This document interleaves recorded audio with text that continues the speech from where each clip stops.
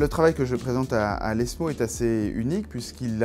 s'est intéressé à regarder la base de la sécurité sociale pour analyser une cohorte de patients qui reçoivent successivement un traitement contre ce cancer particulier, puis un deuxième. Et regarder effectivement le résultat en termes d'efficacité et en termes de survie des patients. Ce dont on s'aperçoit, c'est que les patients qui, en France, reçoivent successivement un premier traitement, puis un deuxième traitement par comprimé dans cette situation particulière de cancer du poumon, ont une survie qui est plus prolongée que ce que l'on pensait, et en tout cas supérieure à ce qui était rapporté dans les essais cliniques Princeps. L'objectif, c'est de montrer ces informations pour que l'on puisse mieux comprendre les résultats d'essais randomisés. Donc on va pouvoir mettre en perspective les résultats de ces grands essais, ce grand essai qui compare